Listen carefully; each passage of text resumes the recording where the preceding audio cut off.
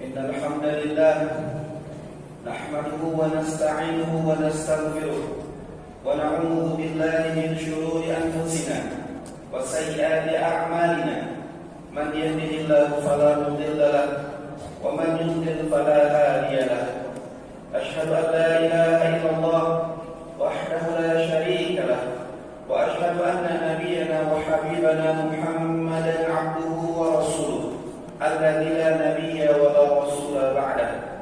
اللهم صل وسلم وبارك وزد وأنعم على عبدك ورسولك وخليلك نبينا محمد وعلى آله وصحبه ومن اكتفى أثره إلى يوم القيامة.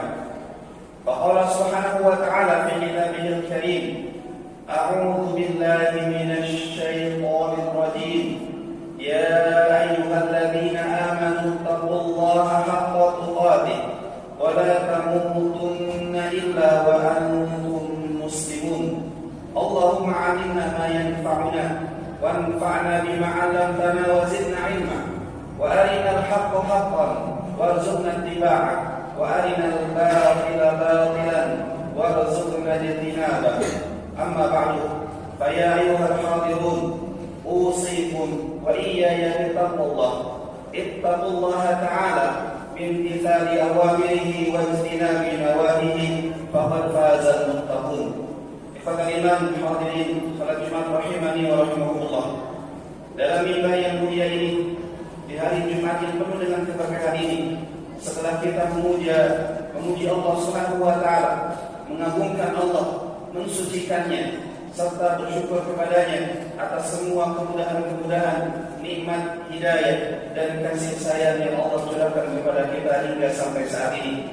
Hari ini hari Jumat, hari yang mana salah satunya kita disunahkan untuk memperbanyak salawat kalimat salam kepada panutan kita, junjungan kita, Nabi Muhammad sallallahu alaihi wasallam. Fadilatul hadirin rahimani wa rahimakumullah. Dalam sebuah riwayat ada seorang Arab Badui yang dia tiba-tiba datang ke kampungnya dan mengatakan, "Ayyuhal qaum aslimu, wahai kaumku, masuk Islamlah kalian, karena Muhammad adalah seseorang yang tidak takut miskin, hartanya banyak diberikan kepada saya." Dan dalam riwayat yang lain, orang Arab Badui mengatakan, "Wahai kaumku, masuk Islamlah kalian, karena sesungguhnya Nabi Muhammad SAW menyampaikan hal-hal yang di luar logika kita, menyampaikan sesuatu yang akan terjadi di masa depan." Dalam sebuah riwayat Abu Dawud dan dinyatakan sahih oleh Imam Hakim dan juga Imam Al-Dhahabi rahimahullah taala, disebutkan kunna qu'udan inda Nabi sallallahu alaihi wasallam. Suatu ketika kami para sahabat duduk bersama Nabi Muhammad sallallahu alaihi wasallam, ketika itu Nabi membicarakan hal-hal yang terjadi di masa depan dan fitnah-fitnah yang akan datang kepada kaum muslimin. Dan dalam hadis tersebut Nabi SAW menyebutkan 3 fitnah. Fitnah yang pertama adalah fitnatul ahras, dan yang kedua adalah fitnatul safar, dan yang ketiga adalah fitnatul duhaimah. Apa itu fitnah-fitnah tersebut? Tapi menyampaikan nanti di akhir zaman, nanti kaum muslimin akan mendapatkan fitnah-fitnah ini. Karena sejatinya hidup ini adalah ujian, fitnah semuanya. Allah Subhanahu wa taala menyebutkan dalam Al-Qur'an, "Wa nabluukum bisyarri wal khairi fitnah." Dan kami menguji kalian dengan kebaikan dan keburukan sebagai fitnah bagi kalian. Keburukan, kemudahan hidup, kesulitan hidup, semuanya adalah ujian dari Allah Subhanahu wa taala. Karena seorang muslim ketika mereka mengucapkan kami beriman, sebagaimana yang Allah sebutkan dalam surat Al-Ankabut, "Ahasiban nasu ayyutraku ayyaqulu amanna wa hum la yuftanun." Apakah manusia mengira ketika mereka mengucapkan kami ini beriman, kami tidak akan fitnah mereka, kami tidak akan uji mereka? Walaqad fatanna alladziina min qablihim. Sungguh kami telah menguji orang-orang sebelum mereka, dan kami mengetahui siapa di antara mereka yang imannya benar atau siapa di antara mereka yang imannya adalah kebohongan. Maka hidup ini adalah ujian. Dan Nabi SAW menyebutkan 3 fitnah tadi. Fitnatul ahlas. Apa itu fitnatul ahlas? Fitnatul ahlas adalah harbun wa harbun, kata Nabi sallallahu alaihi wasallam, yaitu pertikaian, perpecahan, begitu mudah orang untuk menumpahkan darah. Terjadi pertempuran, peperangan antara orang-orang kafir dengan orang-orang muslim. Bahkan orang-orang muslim saling bertikai satu sama lain. Bahkan mudah begitu darah begitu mudah untuk ditumpahkan, dan kita hidup di zaman yang seperti itu. Tidak sedikit kita mendengar kabar-kabar yang kita geleng-geleng kepala. Begitu mudahnya darah ditumpahkan karena hal-hal yang sepele. Lihat terjadi di negeri kita, seorang suami datang keliling kampung, tiba-tiba menawarkan daging kepada orang-orang. Ternyata daging yang ditawarkan adalah daging mutilasi istrinya sendiri. Di Sukabumi terjadi ketika seorang anak menusuk ibunya dengan garpu tanah disebabkan ibunya tidak mampu untuk memberikan motor untuknya, dan ketika itu dia datang ke salah satu tetangganya memberikan uang, "Pak, tolong bunuh saya karena saya telah membunuh ibu saya." Kemudian kita dengar ada orang yang menagih hutang tidak pulang-pulang. Kemudian ketika dicari ternyata dia telah dicop oleh orang yang ditagih hutang tersebut. Intinya kita berada di zaman yang seperti itu. Zaman yang mana darah itu begitu mudah untuk ditumpahkan, dan Nabi sudah menyebutkan itu di jauh-jauh hari lalu. Dan yang kedua, kata Nabi sallallahu alaihi wasallam, adalah fitnatus sarra, yaitu fitnah kemudahan hidup. Semakin hari manusia semakin dipermudah hidup mereka. Media, teknologi, kemudian komunikasi dan lain sebagainya dimudahkan oleh Allah Subhanahu wa taala. Akan tetapi zaman semakin hari semakin mudah masalah seperti itu. Akan tetapi keimanan mereka kepada Allah Subhanahu wa taala semakin buruk karena mereka lebih mencintai dunia dan melupakan kampung akhirat. Dan Nabi sallallahu alaihi wasallam mengatakan, "Mal faqru akhsha 'alaikum." Bukan kefakiran yang aku takut menimpa kalian. Yang aku takut terjadi kepada kalian justru dibentangkan kepada kalian harta, dan kalian saling berlomba-lomba seperti orang-orang sebelum kalian, dan kalian pun binasa dengan hal seperti itu sebagaimana orang-orang sebelum kalian pun juga binasa dengan harta-harta tersebut. Dan Nabi sallallahu alaihi wasallam mengatakan, "Rusyaku an tatada'a 'alaikumul umam kama tatada'a al-akalatu min qas'atiha." Kalian umatku akan diperebutkan nanti, dipermainkan oleh mereka seperti satu makanan yang diperebutkan oleh orang-orang yang lapar. Kemudian para sahabat bertanya, "Amin qillatin nahnu yawma idzin ya Rasulullah?" Apakah jumlah kami ketika itu sedikit sehingga kami dipermainkan oleh mereka? Nabi mengatakan, "La bal antum yawma idzin katsir." Tidak, jumlah kalian ketika itu sangatlah banyak, akan tetapi tidak memberikan arti apapun dengan banyaknya itu. Kenapa? Wala yanzi'annallahu an suduri aduwikumul mahaba. Karena wibawa yang kalian miliki dari musuh-musuh kalian. Dahulu orang-orang muslim ditakuti oleh musuh-musuhnya. Para sahabat disegani dan ditakuti oleh musuh-musuhnya. Kewibawaan itu Allah cabut nanti dari kaum muslimin, sehingga orang-orang tidak takut lagi dengan kaum muslimin. Mereka mempermainkan kaum muslimin ketika itu, dan Allah Subhanahu wa taala akan mendatangkan penyakit wahan kepada mereka. Ketika ditanya, "Apa itu wahan ya Rasulullah?" Hubbud dunya wa karahiyatul maut. Cinta yang berlebihan terhadap dunia, dan dia membenci akhirat, membenci kematian.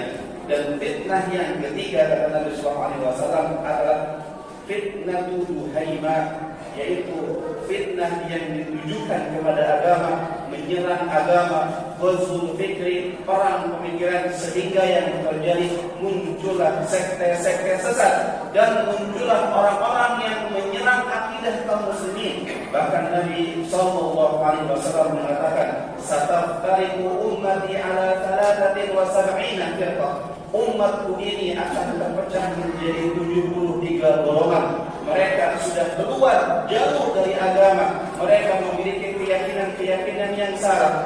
Mereka disebutkan mereka adalah orang-orang Khawarij, orang-orang Syiah, orang-orang Mu'tazilah, orang-orang liberal dan lain sebagainya. Maka kata Nabi sallallahu alaihi wasallam, 72 golongan tersebut di dalam neraka, dan satu yang akan masuk ke dalam surga. Ketika ditanya siapakah satu kelompok tersebut, maka Nabi mengatakan ma ana alaihi wa ashabi, yaitu orang-orang yang semanhaj denganku dan mengikuti manhajnya para sahabat radhiyallahu taala anhum. Aqulu qouli hadza astaghfirullah li wa lakum istaghfiruhu innahu huwal ghafurur rahim.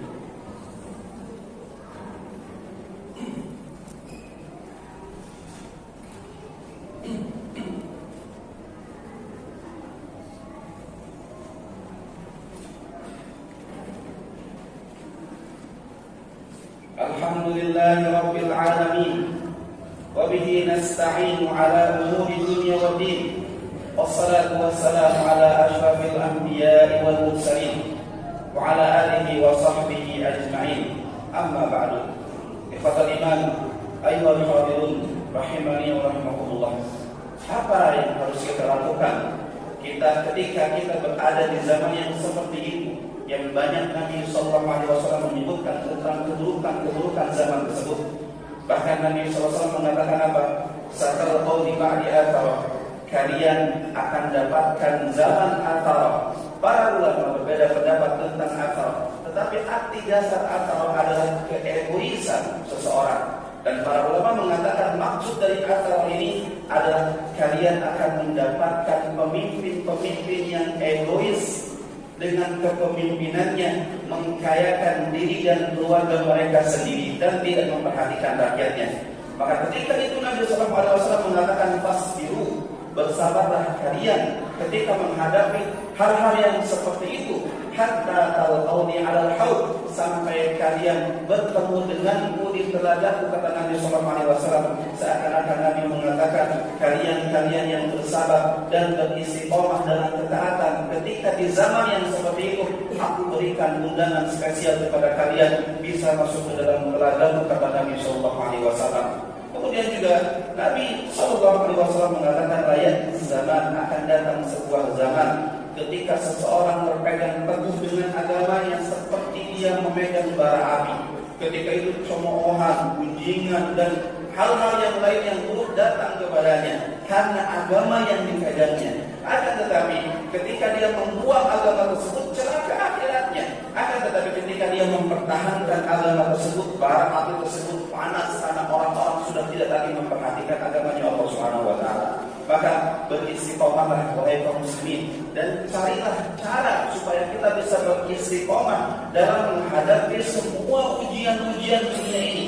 Hidup ini lelah, hidup ini berat. Imam Ahmad ditanya, kapan seorang muslim mendapatkan istirahat yang sesungguhnya?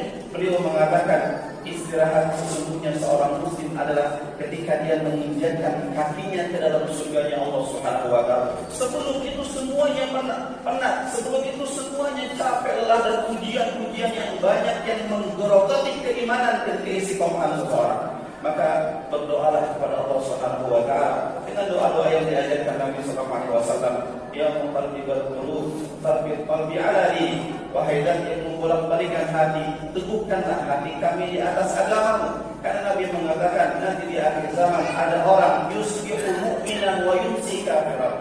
Orang di pagi hari beriman kepada Allah, tetapi dia keluar rumah berinteraksi dengan orang, sore harinya dia sudah murtad dari agamanya Allah Subhanahu wa taala. Maka mintalah doa seperti itu. Kemudian cari cara lain, hadiri kajian-kajian ilmu yang kita diberikan siraman-siraman rohani.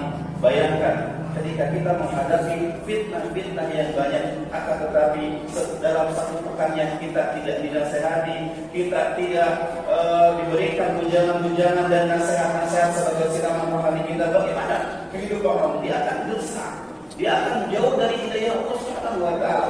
Maka carilah ketenangan, keistiqomahan dengan menghadiri kajian-kajian ilmu. Kuatkan akidah kita, kuatkan keyakinan kita kepada Allah dan konsekuensi dari ucapan asyhadu an la ilaha illallah. Kemudian selanjutnya bertemanlah dengan teman-teman yang baik, karena agama seseorang terlihat dari teman-temannya. Maka lihatlah agama di teman-temannya. Dengan siapa dia bergaul, itulah dia agamanya. Dan perumpamaan teman yang baik dengan teman yang buruk seperti seorang penjual parfum dan seorang yang pandai bersih. Ketika dia berteman dengan seseorang yang menjual wangi-wangian, minimalnya dia mendapatkan wangi tersebut. Akan tetapi ketika dia berteman dengan seorang pandai besi, dia akan mendapatkan baunya. Dan yang mungkin terakhir bisa kita lakukan adalah banyak membaca kisah-kisah orang-orang yang soleh, bagaimana mereka mempertahankan agama mereka. Kehidupan dunia ini cuma sebentar. Makanya Allah mengatakan dalam surat Hud ayat 100 lebih, Allah Subhanahu wa taala berfirman, wa kullan naqussu 'alaika min anba'ir rusuli ma nuthabbitu bihi fu'adak. Begitulah kami mengisahkan kepada engkau wahai Muhammad kisah-kisah Nabi dan Rasul sebelummu. Tujuannya apa? Untuk meneguhkan hatimu, sebagaimana mereka mendapatkan ujian keimanan, kau pun juga mendapatkan ujian keimanan. Maka bertakwalah kita kepada Allah Subhanahu wa taala. Innallaha wa malaikatahu yusholluna 'alan nabi ya ayyuhalladzina amanu shallu 'alaihi wa sallimu taslima. Allahumma shalli 'ala Muhammad wa 'ala ali Muhammad kama shallaita 'ala Ibrahim wa 'ala ali Ibrahim innaka Hamidum Majid. Allahumma barik 'ala Muhammad wa 'ala ali Muhammad kama barakta 'ala Ibrahim wa 'ala ali Ibrahim innaka Hamidum Majid.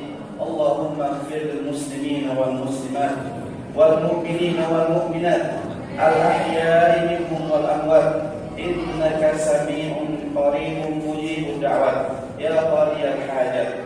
Allahumma ighfir lana wa liwalidina warhamhum kama rabbawna shighara. Allahumma bi'izzatika a'izzal islam wal muslimin wa adilla asyirka wal musyrikin. Allahumma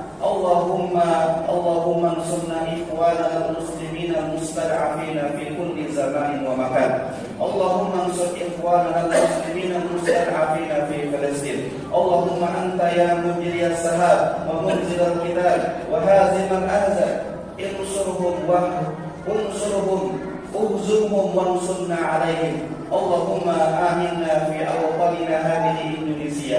Allahumma aslih a'immatana wa ulata umuril muslimin wa waffiqhum jami'an li tahkimi syari'atik wa lil 'amali bi kitabik wa lil iltizami bi sunnati nabiyyik bi rahmatika ya arhamar rahimin. Ya muqallibal qulub tsabbit qulubana 'ala dinik. Rabbana zalamna anfusana wa illam taghfir lana wa tarhamna lanakunanna minal khasirin.